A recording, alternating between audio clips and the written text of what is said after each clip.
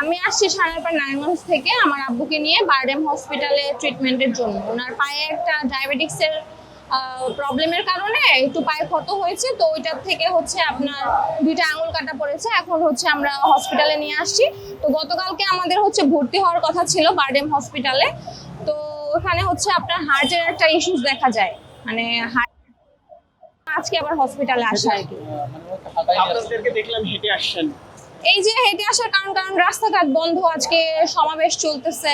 নারায়ণগঞ্জ থেকে আসাটাও একটু ঝামেলার হয়ে গেছে আমার জন্য, একটু কষ্ট ভোগান্তির কারণ আর কি। কতক্ষণ লেগেছে?